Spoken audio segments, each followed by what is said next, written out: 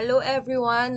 Welcome to our second meeting or brainstorming session where last time nagtakal tayo about sa divine theory command and ngayon ang itatakal natin is the ethics of stage interventions. Let me call Jasmine to read the context, please. All right, Thank you. so it's often heartbreaking to watch a loved one deal with the consequences of drug addiction. Losing interest in things they once loved, depression, erratic behavior, theft, lying, significant health problems, and so on. Friends and family sometimes stage an intervention to help a loved one escape the grip of addiction. This is a planned confrontation by an addict's loved ones for the addict's benefit.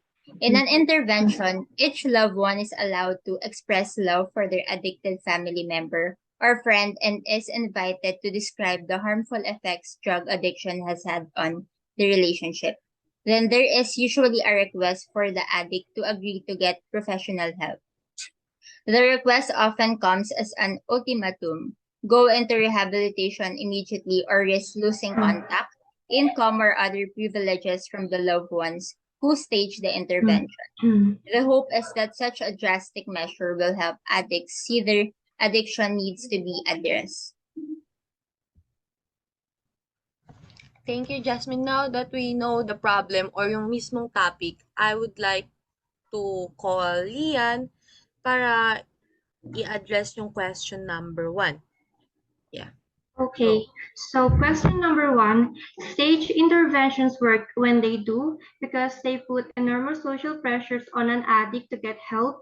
Are such measures objectionably paternalistic since addicts for whom an intervention is necessarily would almost never willingly agree to get professional help for their addiction? Okay, let me volunteer na to answer the first question. For me, what is intervention muna? Intervention is a structured and carefully planned meeting or conversation held with the goal of helping an individual who is struggling with addiction or a harmful behavior. But for me, there will be always a good side and a bad side sa pagsasagawa ng intervention. Kasi, the good side muna, intervention can provide a crucial wake-up call sa someone who is entrenched in addiction. Imagine yung scenario na yung close friend mo has been struggling with alcohol addiction for years. Recently, he lost his job and his family relationships are strained. Concerned friends organized an intervention to address the severity of the situation. During the intervention, they share their genuine worries, emphasizing how his addiction is affecting his life and relationships. This impactful conversation serves as a turning point for John, prompting him to immediately agree to seek professional help and enter a rehabilitation program. Pwede din sa, in case an addict health is at risk, it is due to their addiction, a stage intervention can be a necessary way to prevent further harm. Halimbawa ulit, yung let's say family member is addicted with drugs for months. Her health or his health is deteriorating rapidly and she's been involved in risky behaviors to obtain drugs. He or she and their parents are deeply concerned for the situation of the addict's well-being. They organize an intervention with the guidance of a professional interventionist. During the meeting, they express their love for the victim and detail the alarming signs of her declining health and safety. And I think that in a way, intervention can help to prevent any risk pa. But this cannot always be effective kasi minsan nandun pa rin yung mga addict sa denial stage. Pwede nating i-consider yung emotional impact naging effective. Halimbawa, yung may isang tao na nag-struggle pa rin ng addiction and pero yung mga parents and close friends niya nag-decide na sa gawa ng intervention. Pero, during the intervention, emotions are running high and their parents express their deep concern and love for their family member. In but some but the addict is defensive and overwhelmed by guilt. He struggled to accept the reality of his addiction and resist the idea of immediate rehabilitation. The atmosphere becomes tense and with both sides feeling frustrated and hurt. Kaya in this scenario naman, feel ko yung intervention hindi siya magiging effective. So, I have my sides. Let's talk about what is your opinion, Ralph pala. Thank you. For me, addiction is very hard to take out in an addict person because it is a process that involves the family members to persuade the addicted person and convince them to stop what she is doing because it only destroys their life. It is not an easy task to do. Also, patience is your number one friend in this kind of situation. Show them and make them feel that they are needed, they are loved, and you care about them. Also, curing an addicted person takes years to accomplish. If stage intervention if staged intervention doesn't work, rehabilitation is the other option to isolate them from drugs or alcohol. So for me, si stage intervention is napakahalaga nito sa mga ah, addict na tao kasi pwede mo pa 'tong, maputol, eh. Pwede mo pa silang mapigilan sa ginagawa nilang mali. Na yun nga, ipapakita mo na kailangan mo sila, mahal mo sila para alam mo yun, baka magbago isip nila na 'wag na nilang ituloy yung masamang gawain nila. Kung hindi ito magiging effective sa isang addict, didiretso na tayo sa rehabilitation. Kasi kahit mismo sa ating mga family members hindi na siya hindi na siya nakiki-cooperate. So hayaan na natin ang mga professionals ang mag-handle sa kanila. Yan lang. Thank you. Next is Leann. How's yeah. Okay. So for me naman, I think yes, an intervention can be perceived as positive or controlling when a group of people comes together to strongly encourage someone to address their addictions or a problem. However, hindi naman ibig sabihin nito na masama na yon because if it's carried out effectively with the focus on providing support, kasi yung main goal naman talaga ng intervention is ma-assist yung mga nangangailangan. It's aim to motivate the person to acknowledge their addictions and take steps to access treatment or supports. It's essential na remember natin that an intervention will only be effective if it's done in a supportive manner. Thank you. Next is Flynn. Dito sa number 1, sa ganitong sitwasyon na ipapakita na hindi talaga lubos na kusang loob ang pagsang-ayon ng isang addict na magpatulong sa mga profesional dahil tunay na malabo para sa isang addict ang maging desidido sa pagbabago ng kanyang sarili. Sa paraan ng pagbibigay sa kanila ng tinatawag na ultimatum ay napapapayag sila ng kanilang mga mahal sa buhay na magpatulong sa mga profesional dahil kung hindi sila susunod sa gusto ng kanilang mga mahal sa buhay, ay magkakaroon ito ng kapalit tulad ng tuluyang mawawala ang connection nila sa isa't isa or yung relationship. Jasmine? Okay, so my opinion about this, the use of stage interventions can indeed put significant social pressure on addicts to seek professional help for their addiction. On one hand, stage interventions can be seen as a way to break through the denial and resistance that addicts may have towards seeking help. By involving friends and family members who express their concerns and set boundaries, the addict is confronted with the impact of their behavior and the support available to them. In some cases, this can be a necessary step towards recovery. So in any case, essential to consider the circumstances of each situation and the potential benefits and drawbacks of different approaches. The well-being and recovery of the addict should always be the primary focus. So, Okay, for the next question, let Ralph to state the second question. For number 2, sometimes family members destroy their addicted loved ones' stash of drugs or alcohol by flushing them down the toilet or throwing them in the garbage.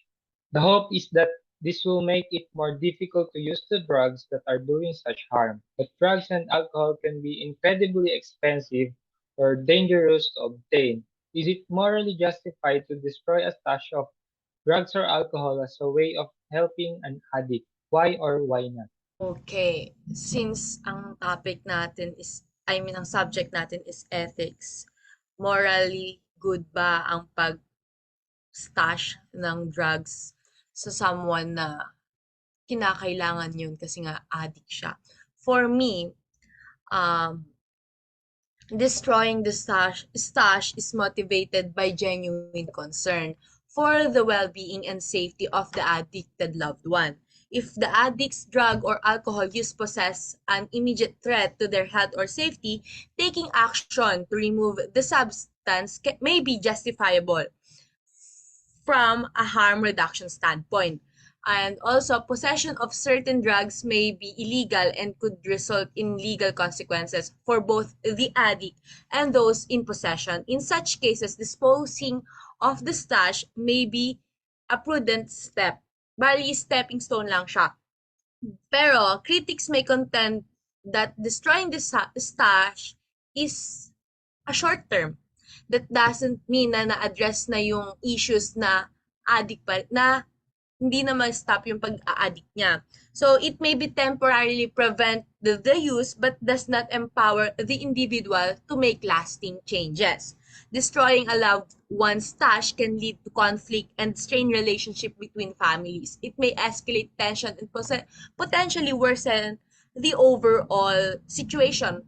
'Di ba na may napapanood din tayo sa mga movies or mga pelikula na gano'n na pag tinatapon yung mga alak ng mga asawa nila, bigla silang mas lalo silang nagwawala. So I think pwede siyang maging stepping stone pero hindi siya yung mismong solution. For me, to help a loved one struggling with addiction, it is vital to approach them with compassion and support.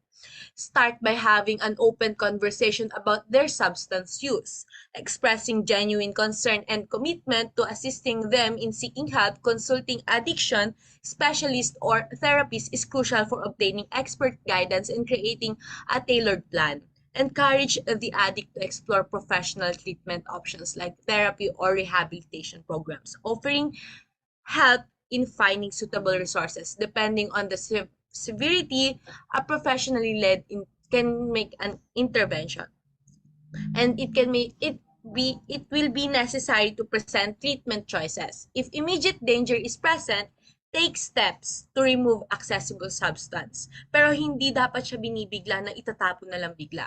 Establishing a foundation or trust and open communication is the key, assuring the addict that they can rely on you for support without judgment.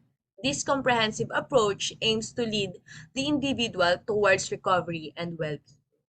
So, in conclusion, mas mag-isip tayo ng long-term solution kaysa sa short-term lang. Yun lang. Ralph? For me, is it morally justified to destroy a stash of drugs or alcohol as a way of helping an addict? Why or why not? Yes, because those drugs or alcohols will only continue to destroy the life of the person who is addicted to it. It is the right thing to do to make them stop using the harmful chemicals. Sa process na to, hindi naman natin dapat na nakita lang natin itapon na natin agad.